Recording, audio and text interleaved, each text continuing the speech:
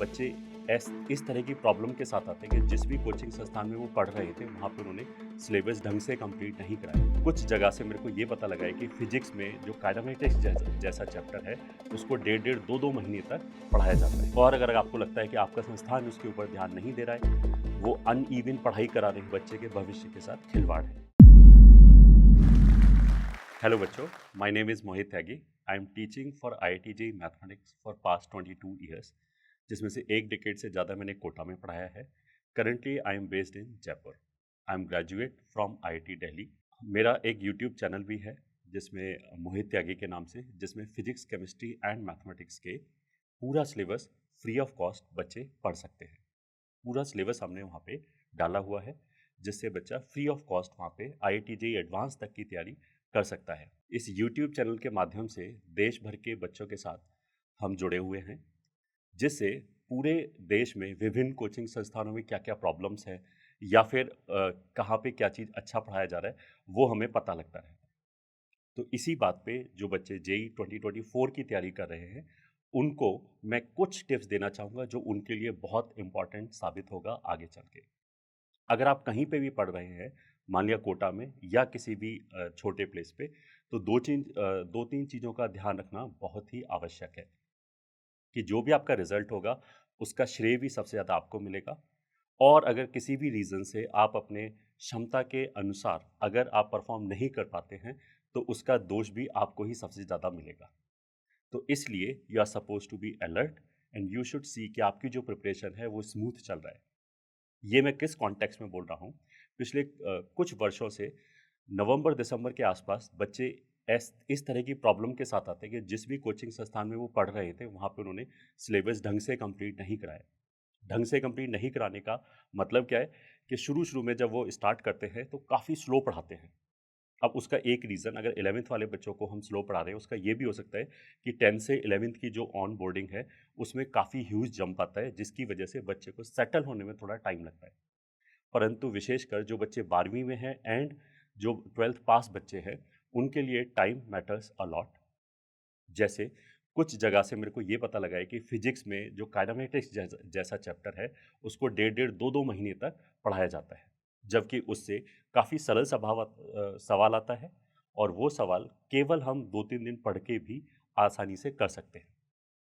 अब ये जो डेढ़ 2 महीने का इन्वेस्टमेंट हुआ है, ये टाइम कहीं न कहीं से तो आएगा।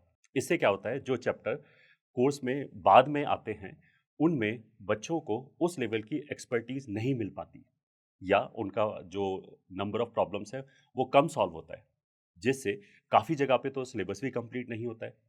नवंबर-दिसंबर के आसपास आके कुछ संस्थान ये भी बोलते हैं कि अप्रैल पे फ़ोकस करो, हमारा सिलेबस फर्स्ट मेन से पहले कंप्लीट नहीं हो सकता है। ये लगभग अब सभी बच्चों को पता है कि जो फर्स्ट मेंस है, वो उसमें जो कॉम्पिटिशन है वो काफ़ी कम होता है, क्योंकि बहुत सारे बच्चे उसके लिए प्रिपेयर नहीं होते हैं। वहाँ पे अच्छा परसेंटाइल लाना रिलेटिवली ईज़ी है। तो ये एक सुनहरा अवसर है जो बच्चा खो देता है और इसका एक उस पे साइकोलॉजिकल बर्डन भी आता है। अगर वो अच्छा परफ़ॉर्म नहीं कर पाता है पहले मेंस में, तो दूसरे मेंस में उसकी परफ़ॉर्मेंस उतनी अच्छी नहीं आ पाती जो उसकी क्षमता है। तो इस बात का विशेष ध्यान रखें कि जो आपका सिलेबस है वो यूनिफॉर्मली होना चाहिए।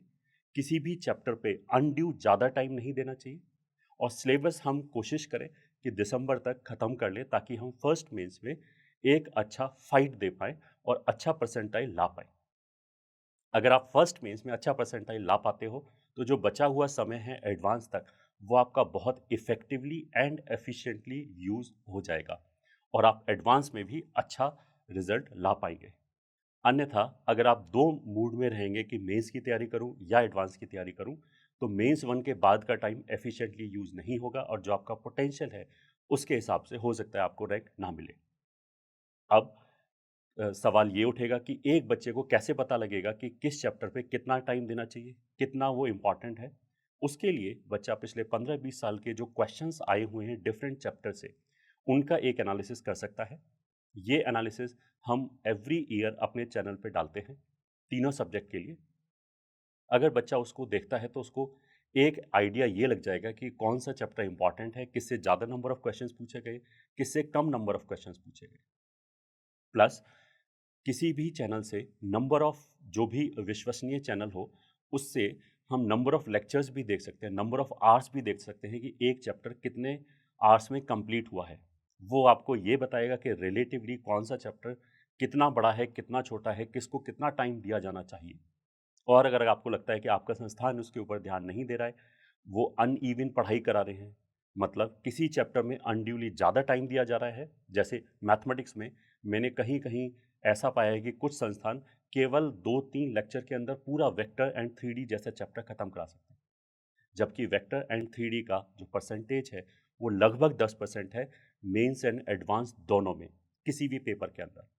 मतलब वो बहुत ही इम्पोर्टेंट चैप्टर है और उसको कम से कम 10 से 12 लेक्चर दिए जाने चाहिए कम से कम। अगर कोई संस्थान उसमें केवल 1 या 2 लेक्चर में निपटा रहा है, उसका मतलब क्या है कि बच्चे के भविष्य के साथ खिलवाड़ है। आप अपने संस्थान को ये बात बोल सकते हैं कि अगर अभी तक जो सब्जेक्ट की प्रोग्रेस है, वो एक पर्टिकुलर स्पीड पे नहीं है, तो आप उनसे आग्रह कर सकते हैं स्पीड अप करने के लिए, ताकि समय पर आपका सिलेबस खत्म हो पाए। अगर किसी भी रीज़न से वो इसमें असमर्थ है, तो इस चीज़ का डिसीजन आपको लेना चाहिए और आपको करेक्टिव मेजर अभी लेने चाहिए। बिकॉज़ जितना आप लेट करेंगे, उतना ही आपका जो परफ़ॉर्मेंस है, जो रैंक है, वो कॉम्प्रोमाइज़ होता चला जाएगा।